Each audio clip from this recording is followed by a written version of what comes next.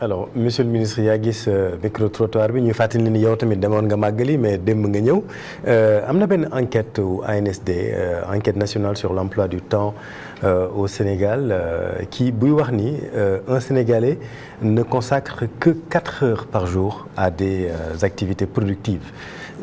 Qu'est-ce que ça dit de nous? Est-ce que dañu manquer cruellement de rigueur wala exactement lan mooy problème bi? Oui, d'abord ci micro trottoir bi. En tant que ministre de la fonction publique et du travail.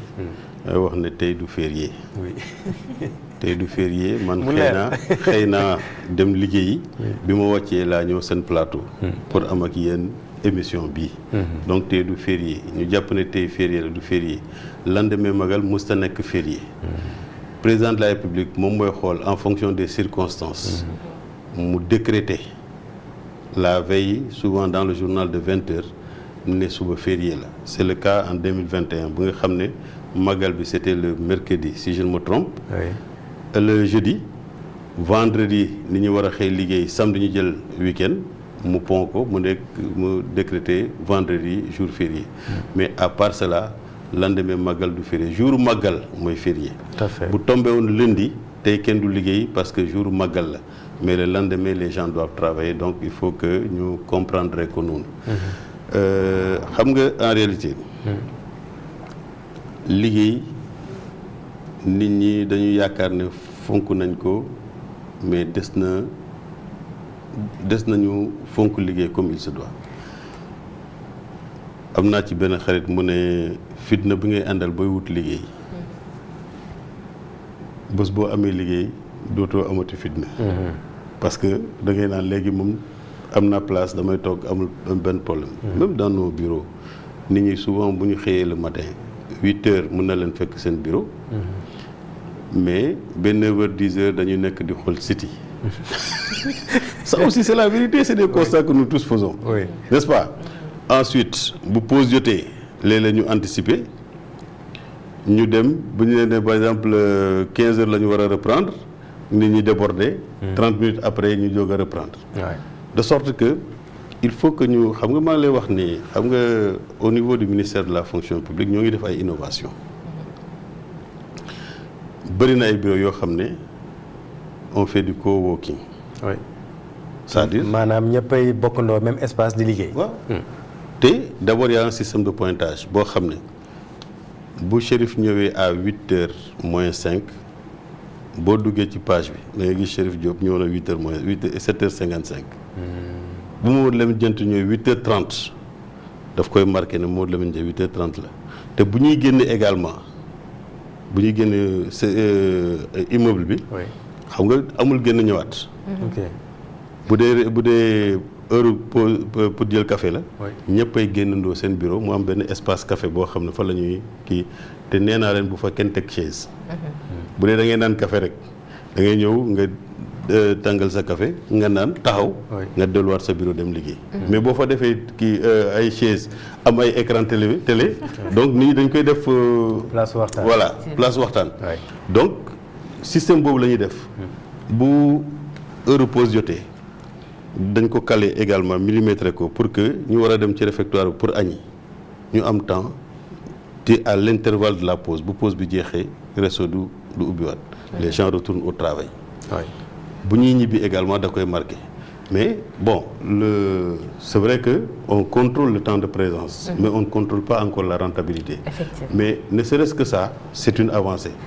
et comme fonction publique c'est un laboratoire ñun dañuy def loo xam ne ñu évaluer ko ñu xam ne lii baax na après ñu wasaare ko au niveau des autres services de l'administration publique pour que ñoom également ñu am seen système de pointage am na ñuy defaree seen bërëb liggéeykaay bi pour que ñu fexe ba liggéeykat bi ci waxtu liggéey mu nekk ci place su liggéeykaayam mu liggéey comme il se doit mais loolu yëpp président de la République seetlu na ko. il a dit à 3 ou 4 reprises même en conseil des ministres il y a 2 ou 3 conseils des ministres passés mu ne dafa sant premier ministre ak ministre de la fonction publique et du travail ñu organiser la conférence sociale en 2026. oui. sur la productivité au travail.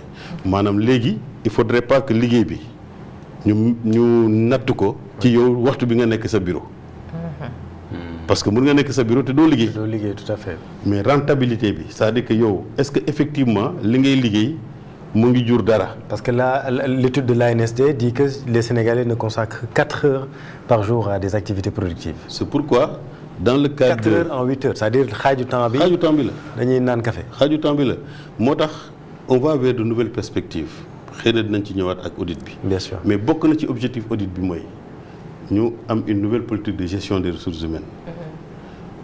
Il ne s'agit pas de gérer les ressources humaines en fonction du temps de présence au bureau, mais en fonction de la rentabilité. Absolument. Absolument. Est-ce que Chérif lu mu def en 4 heures Mamadou Lamine Diante mën na ko def en 6 heures. Donc yow boo ñëwee en 4 heures nga def li nga war a def. ci wàllu boobu ci loolu lañ lay évaluer et non ce temps de présence dans le bureau. Je crois que yooyu yëpp bu ñu ko defee on arrivera à un moment où. bu nit ki xëyee ne dama mu tàggoo këram ne damay dem liggéey bu demee effectivement dafay liggéey. Il faut qu'on arrive à ce moment. C'est vrai. C'est vrai. nga tàggu sa kër maa ngi dem liggéey alors que boo demee la moitié du temps tu passes à. waxtaan ngeen identifier ngeen indicateurs yi mën a wax ne diw liggéey na. parce que tamit nag service public ñëpp loolu la ñuy wax mooy amul obligation de résultat nit day xëy suba toog fin du mois il va recevoir le même salaire bokkul ak privé en fait est-ce que si li ngeen di liggéey am na ay indicateurs yuy mën a wane ne diw a été productif lii ak lii la liggéey parce que même enseignants yi ci seen ay revendication bokk na si yéexaayu yenn dossiers yi nga xam ne waru fa woon yàgg sànq wax nga ko avancement yi nan lay demee même pour après ñu jot seen rappel yi sax problème la da ngay jëli papier fonction publique après dem éducation jël tel papier dem finance viser lii c'est très compliqué tout cela yenn indicateur ngeen xalaat a mettre sur place en fait sur place pour mën a régler problème yu bëri.